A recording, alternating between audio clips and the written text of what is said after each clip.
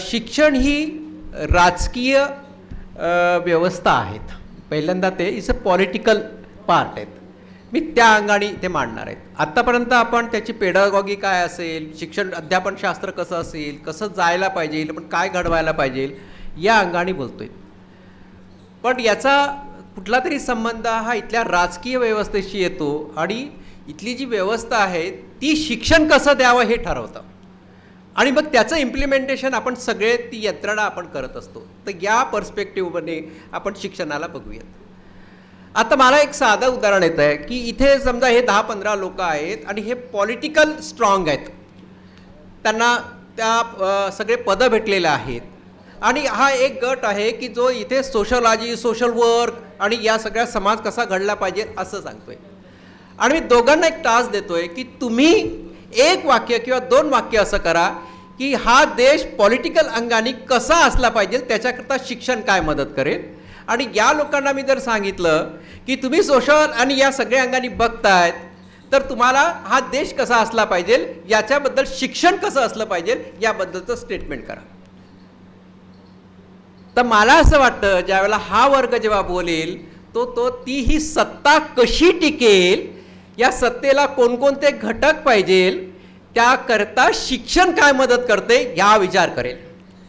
आणि हा घटक तो समाज कसा बनावा, तो अहिंसक बनावा का, तो शाश्वत बनावा का, तो सस्टेनेबल अधिक बनावा का, तो समतेवर आधारित असेल का हा विचार करेल आणि तशी तो शिक्षणाची व्यवस्थेचं एक कल्पना करेल, एक स्टेटमेंट करेल. पॉलिसी बनताना पहिल्यांदा हा मनशा यावी लागतं की मी ज्या पोझिशनला आहे, ज्या स्थितीत आहे त्या स्थितीला लागणारा वर्ग कसा तयार करायचा आहे, घटक कसे तयार करायचे आहेत हा विचार त्याच्या मागे असतो. आणि मग जर मी आजची जर कुठली व्यवस्था सत्ता असेल, ती सत्ता कोणत्या विचाराने करेल, तर ही सत्ता अधिक कशी टिकली पाहिजे, या सत्तेला कोणकोणते घटक लागतात या अंगाने मी विचार करेल आणि मग त्या तऱ्हेचं एक माझं स्टेटमेंट करेल. कुठल्याही पॉलिसीमध्ये स्टेटमेंट महत्त्वाचं असतं. उदाहरणार्थ एज्युकेशन फॉर ऑल असा शब्द वापरला तर याचा अर्थ सगळ्यांना शिक्षण भेटावं, सगळ्यांना संधी भेटावी, सगळ्यांना त्याच्याकरता सगळी उपलब्धता व्हावी, ॲक्सेस व्हावी असा त्याचा विचार असेल. पण मी असं म्हटलं की शिक्षण हे विशिष्ट वर्गालाच भेटावं तर मग तिथं कॅटेगराईज करता येतं.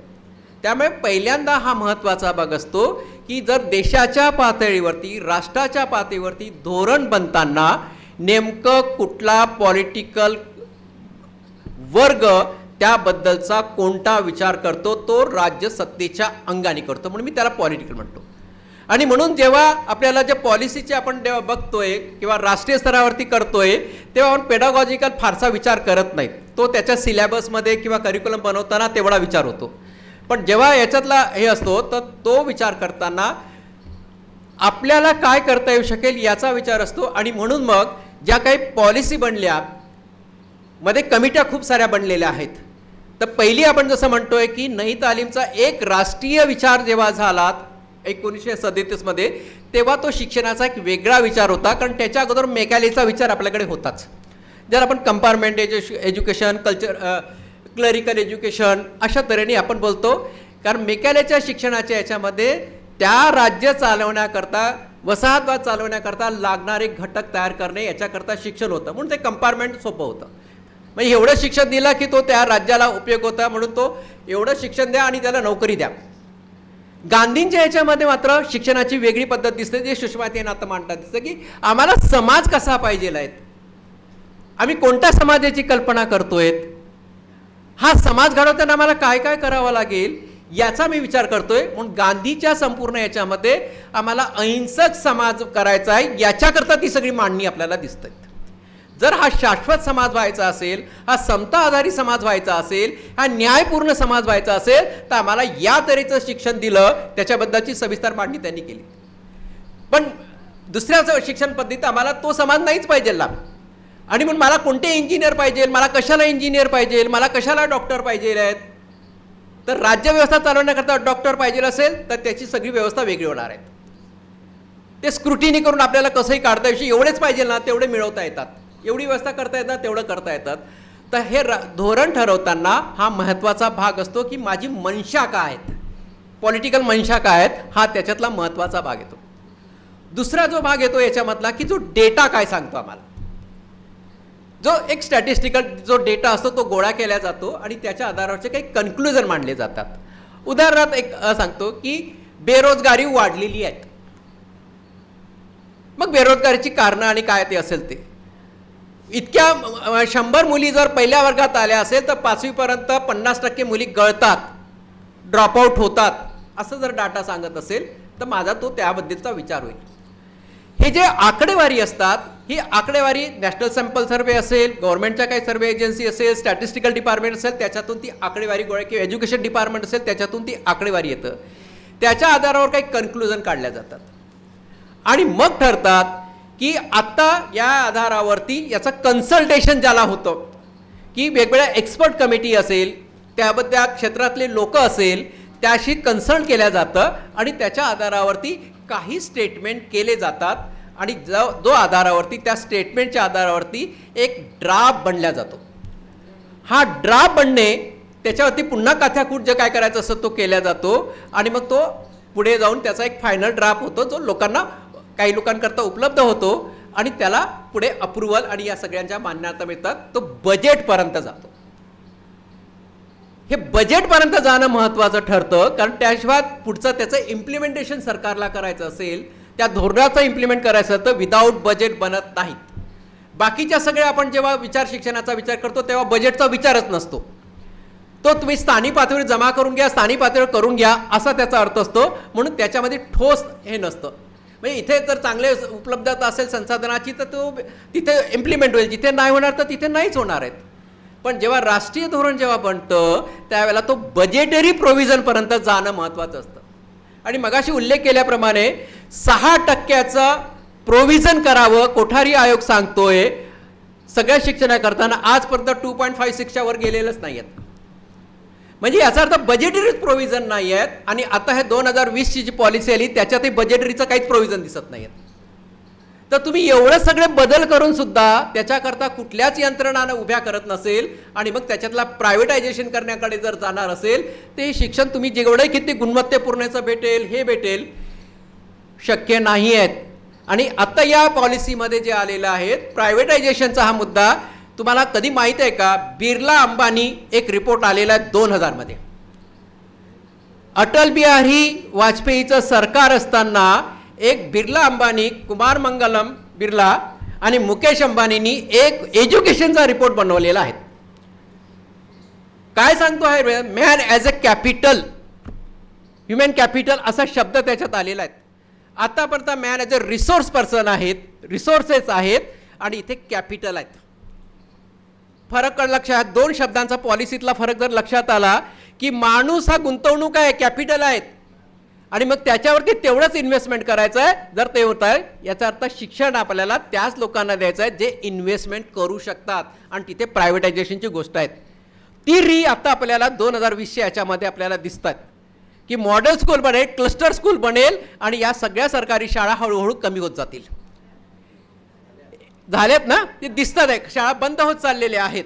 तर हे 2000चा जर तो रिपोर्ट तुम्हाला बघता आला, नेटवर जाऊन बघा किंवा कुठे जागा, तर त्यावेळेला तुमच्या असं लक्षात येईल की तिथे प्रायव्हेटायझेशन, पार्टिसिपेशन ऑफ इंडस्ट्रीज या अंगाने त्याच्यामध्ये तो आलेला आहे. म्हणजे याचा अर्थ की अगोदर केलेले जे रिपोर्ट्स आहेत त्या रिपोर्टचं इम्प्लिकेशन आपल्याला दिसतं. ते सांगतात की कोठारीचं आम्ही घेतलेलं आहे, कोठारीमध्ये कार्यानुभव म्हणून नाही तालीम आलेलं दिसतं. कार्यानुभव, वर्क एक्सपिरियन्स नाही तालीम हे सांगतं कामातूनच शिकता येतं. एज्युकेशन थ्रू वर्क येतं. हे तर वर्क एक्सपिरियन्स देऊन द्या म्हणजे काम होऊन जातं. स्वतंत्र भारतानंतर नई तालीमला स्वीकारला गेले नाही, जरी सगळी माणसं काँग्रेसशी किंवा या सगळ्या गांधीशी जोडलेली असली तरीही नाही झालं. म्हणून फक्त एक गुजरात बोर्ड जेवढं बनलं तेवढं बनलं, जे नई तालीम बोर्ड म्हणून काम हे राहिलं. इतर ठिकाणी पॉकेटमध्ये काम होत राहिलं, वेगवेगळ्या संस्था काम करत राहिल्यात. तो पॉलिसीचा भाग नई तालीम बनला आहे. तो वर्धा पॅटर्न जो सिलेबसमध्ये आला असेल, DED BEDच्या सिलेबसमध्ये आला असेल त्याच्या पलीकडे सरकलेला नाही आहेत. हा पॉलिसीचा भाग झाला नाहीत. कारण त्यावेळेला जे डेव्हलपमेंटल मॉडेल्स होते, विकासाचे जे मॉडेल होते ते वेगळे होते. ते वेगळं बिग असं काहीतरी स्ट्रक्चर आपल्याला पाहिजे होते आणि त्याच्याकरता लागणारा घटक तयार करणे जर हा शिक्षणाचा आधार असेल तर तेवढंच त्यांनी त्यावेळेला केलं. आणि म्हणून तुमच्या असं लक्षात येतं की या पॉलिसींमध्ये तेच गोष्ट करण्यात आली जी नई तालीमच्या अंगाने जे मानत होतो. आणि म्हणून ती एका वेळेवर ठीक आहे, ती चांगली पद्धती आहेत, त्याच्याबद्दल कोणाचंच दुमत नाही आहेत, पण ती पॉलिसीचा भाग नाही बनत आहेत. ते वर्क एक्सपिरियन्स बनतं आहे. काम करता करता आपल्याला शिकता येईल, कामातूनच शिकता येईल असं नाही आहेत. हा थोडासा फरक लक्षात ठेवा. त्याच्यानंतर आपल्याला दिसतंय 86 पॉलिसी आली, त्याच्यात बरेच बदल झाले. एज्युकेशन फॉर ऑलचं त्याच्यामध्ये हे सगळं आलं आणि एक वेगळ्या तऱ्हेचं टेक्नॉलॉजिकल आपल्याला बऱ्याच गोष्टी त्यावेळेला होताना दिसतात आहेत. एक तर त्याचं कारण बाई राजीव गांधी यांना त्या सगळ्या याच्यामध्ये आलेलं असताना आपल्याला टी व्ही मीडिया हे सगळ्या गोष्टी आपल्याला वेगळ्या तऱ्हेने कम्प्युटरायझेशन आणि या सगळ्या दिसतात आहेत. त्यामुळे त्यातला एज्युकेशन फॉर ऑल असा सगळा संदर्भ त्याच्यामध्ये दिसतोय. त्याच्यानंतर त्याची एक रिव्ह्यू कमिटी आली. ती रिव्ह्यू कमिटी होते राममूर्ती कमिशनची. ती राममूर्ती कमिशनने त्या 86च्या पॉलिसीचं एनालिसिस केलं आणि त्यानंतर त्यांनी काही गोष्टी मांडलेल्या आहेत की या कायमध्ये काहीतरी अजून बदल करावे लागेल. आणि त्याच्यानंतर एक यशपाल कमिटी आली ज्याचं शिक्षणाचं ओझं कमी करा, लर्निंग विदाउट बर्डन नावाचा एक आलात आहे ना. या शिक्षणाचं ओझं कमी करा, त्याच्यात मात्र शिक्षणाचं ओझं कमी नाही झालं, दप्तरांचं ओझं कमी झालं. म्हणजे त्याचा शब्दशः अर्थ काय घेतला की पोरांच्या पाठीवरचे दप्तर वाढत चाललेले आहे, त्याचं ओझं कमी करा. तो राज्यसभेत विधानसभेत पारित झाला पण इम्प्लिमेंट नाही झालं, कारण त्याच्यानंतर एक सक्सेना कमिटी बसली आणि या सक्सेना कमिटीवर para to para it's not viable खतम झाला. फक्त पांडिचेरीने त्याला शिक्षणाचं ओझं कमी करा, बाकी नाही दप्तरांचं ओझं कमी करा असं ठरलं. त्याचं पहिलं जे पत्र होतं नरसिंह रावला लिहिलेलं, त्यावेळेचे ह्युमन रिसोर्स मिनिस्टर होते, यशपालाने एक लिहिलं होतं की मला जे सांगायचं आहे की जी आमची मुलं फिजिकल श्रम करण्यात कुठेही कमी नाहीत, ती सगळी कुठलंही ओझं उचलण्यास समर्थ आहेत, पण जो ज्ञानाचा स्फोट होतो आहे, ज्ञान ज्या तऱ्हेने वाढत चाललेलं आहे, तो जो भार येणार आहे ते शोषण्याकरता आमच्या मुलांची तयारी करावी लागेल. ते करण्याकरता त्याला सक्षम करावं लागेल आणि ते जर नाही झालं तर त्या ओझ्याखालती हे सगळे दबतील. हे पत्राचा सुरुवातीचा बायना आहे त्याच्यातला. कारण मी त्यावेळेला त्यांच्यासोबत होतो आणि त्यांनी तो रिपोर्ट सबमिट करून आलेत आणि मला म्हणले प्रभाकर आज मेरा बहुत अच्छा काम हुआ है, एक कॉपी मेरे पास है, इसकी तुम झेरॉक्स निकाल लेना. पहिलं पत्र महत्वाचं आहे. आणि त्या वेळेला सक्सेना कमिटी एक IAS अधिकारी बसला आणि त्यांनी पूर्ण तो खतम करून टाकला. यशपाल कमिटी गेली. त्याच्यानंतर 2005चा नॅशनल कॅरिक्युलम फ्रेमवर्क आला. पुन्हा एक कृष्णकुमार आणि हे सगळे लोक त्याच्यामध्ये इन्व्हॉल्व होते, ज्यांना या सगळ्या गोष्टी माहीत होत्या. अनिल सतगोपाल आणि बरीच अशी मंडळी होते जी थोडी ॲक्टिव्हिस्ट याच्यातून आलेली होती. त्यांनी पुन्हा त्या कॅरिक्युलम फ्रेमवर्कला अजून वेगळं स्वरूप देण्याचा प्रयत्न केला. ती काही वेळा आपल्याला चाललीत आणि मग नंतर हळूहळू आपल्याला दिसतं ती खतम झालीत. आणि 2020मध्ये जी पॉलिसी बनलीत ती कशाकरता बनलीत तर आता आपल्याला लक्षात येतं की ही जी 2005च्या नंतर 2020ला बनलीत, कारण आत्ता लक्षात आलं की बाजाराकरता माणसं पाहिजे आहेत ना, इंडस्ट्रीकरता माणसं पाहिजे आहेत ना. आणि मग ती माणसं तयार करण्याची प्रक्रिया असेल, त्याला उत्पादक कामाकरता लागणारा मजूर वर्ग, उत्पादक कामाकरता लागणारा स्किल वर्ग, याच्याकरता आम्हाला शिक्षणाची व्यवस्था करावी लागणार आहे. आणि मग त्याच्याकरता त्यांनी IKS सारखे शब्द वापरलेत, इंडियन नॉलेज सिस्टीम्स. म्हणजे त्याच्यामध्ये प्राचीन विद्या असं टाकलं तर काही करता येतं आपल्याला. मग शब्दांचे खेळ मात्र त्याच्यामध्ये तुम्हाला खूप होताना त्याच्यामध्ये दिसतात. आणि मला असं वाटतं की हे जो भाग झालेला आहे तो त्या सगळ्या पॉलिसीमध्ये आपल्याला दिसतंय. मी याच्या एका कमिटीवरती होतो, सिलेबस कमिटीच्या सिलेक्शन करणाऱ्यावरती होतो. आणि मला लक्षात आलं की त्या सिलेक्शन कमिटीमध्ये 17 लोक निवडायचे होते आणि त्या प्रायमरी एज्युकेशनचं अर्ली चाइल्डहुड त्याच्यातला जो पॅटर्न बदलला, याच्यामध्ये पॅटर्न बदललेला आहे. पहिल्यांदा आपल्याला 10+2+ वगैरे जे होतं ना, आता याच्यामध्ये 5+3+3+4 केलं असा एक पॅटर्न बदला. रचनाच बदलली आहे त्याच्यामधली आहे ना. म्हणजे आणि त्या रचने बदलण्याचं कारण काय तर त्याच्या मल्टीडिसिप्लिनरी केलं. त्याला इंटरडिसिप्लिनरी पण केलं. म्हणजे आर्ट्सचा विद्यार्थी विज्ञानामध्ये जाऊ शकतो, विज्ञानाचा आर्टमध्ये जाऊ शकतो, ही फ्लेक्झिबिलिटी ठेवलीत. कशा करता? तर याकरता, कारण बाजाराला तो माणूस लागणार आहे ना, बाजार व्यवस्था करता लागणारा माणूस पाहिजे आहे, तो त्याच्या उत्पादक कामाला मदत करणारा माणूस पाहिजे आहे, स्वतंत्र विचार करणारा माणूस नाही. कारण कुठल्याही इंडस्ट्रीमध्ये स्वतंत्र माणूस विचार करणारा माणूस चालत नाही, तो मजूर म्हणून माणूस चालतो, कामगार म्हणून चालतो. ह्या पॉलिसीचं हे तुम्हाला दिसतं. मी अगदी थोडं जी सांगतो, मी त्याच्या डिटेल्स खूप जात नाही, अगदी ते शब्द जर वाचले तर आपल्याला लक्षात येऊ शकेल. आणि आपल्याला असं लक्षात येतं की या पॉलिसीमध्ये आणि मग त्याच्यामध्ये दिसतात, जेव्हा मी त्या कमिटीमध्ये घेतलो त्याच्यातले 3 लोकांना, माझं एक 4 लोकांचं पॅनल होतं, त्यांना 3 लोक निवडायचे होते. आम्ही 3 लोक निवडलेत, दुसऱ्याने असे निवडलेत, आम्ही 11 लोक निवडलेत. 17-18 लोक पाहिजे होते त्याच्यातले. बाकीचे कोणते निवडलेत? They are nominated. नॉमिनेटेड कुठल्या संस्थातून केलेत? तर एका विशिष्ट विचारधारेच्या लोकांतून ते सिलेक्ट केले गेलेत. आणि तो सिलेबस अर्ली चाइल्ड केअरवाला जो सिलेबस बनला तो त्याच्यामध्ये केला. काय शिक्षण देणार आहेत? कारण माझी मिसेस एका सिलेबस कमिटीमध्ये आहेत. तो एक मध्ये महाराष्ट्रात वाद झाला ना, मनुस्मृतीचे काही जे वाक्य जे आले होते ते तिच्या दुसऱ्या गटाने ते केलेलं होतं. इतकं हावी होतं ते सगळं, ती म्हणाली की मला विरोधच नाही करता आला त्याच्यात. आम्ही काही लोकांनी टाळलं, पण नाही विरोध करता आला, पण तो मोठा गट त्या बाजूनी काम करतोय. त्यामुळे तुमचे सिलेबस जे बनतील, कारण करिक्युलम बनला की सिलेबस बनतो, सिलेबस बनलं की त्याचं सगळं इम्प्लिमेंटेशन होतं. अख्खं SRT SCRT त्या सगळ्या कामात लागलेल्या आहेत. अशा वेळेला हा जो कॅरिक्युलम आपला, ही जी पॉलिसी बनली, ही माणूस निर्माण करण्याकरता नाही आहेत, या मतापर्यंत आम्ही पोहोचतोय.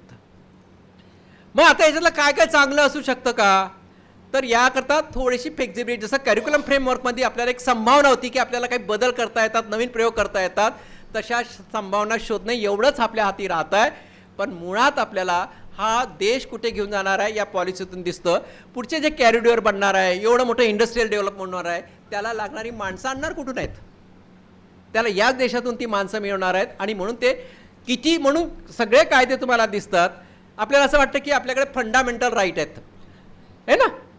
एक 21A मध्ये फंडामेंटल राईट दिलेला आहे. 21 तर आपल्याला जीवनावश्यक आणि जीवन जगण्याचा आहे ना, लाईव्हलीहूडचा आहे आपल्याला म्हणतो. 21A मध्ये असं म्हणतोय की 6 ते 14 वर्षापर्यंतचं. आर्टिकल 45 म्हणजे स्टेटचा जो होता त्याच्यात असं म्हटलं होतं की 0 ते 14 वर्षापर्यंतचा सगळ्यांना अनिवार्य शिक्षण असलं पाहिजे आहे, सक्तीचं शिक्षण असलं पाहिजे आहे. तो आता 45 आर्टिकलचं काढून टाकला 86 अमेंडमेंटमध्ये, आणि त्याच्यात लिहिलं फक्त अर्ली चाइल्ड केअरचा जो असेल 6 वर्षापर्यंत स्टेटनी बघावं, 6 वर्षाच्या नंतर फंडामेंटल राईट म्हणून सेंट्रल बघावं. हे कॉन्स्टिट्यूशनल बदल आहेत. तर याचा अर्थ स्टेट आता शिक्षणाच्या संदर्भात फक्त 6 वर्षाची काळजी घेईल, 6च्या वरती काळजी स्टेट नाही घेणार आहेत, आणि केंद्र सरकार 6च्या नंतर 14 वर्षापर्यंत काळजी घेईल. कुठे आहे बजेटी प्रोव्हिजन? आणि मग पुढे त्याच्यात असं म्हणतात की एवढा पैसाच नाही आमच्याकडे, तर मग आम्ही प्रायव्हेटायझेशन करू.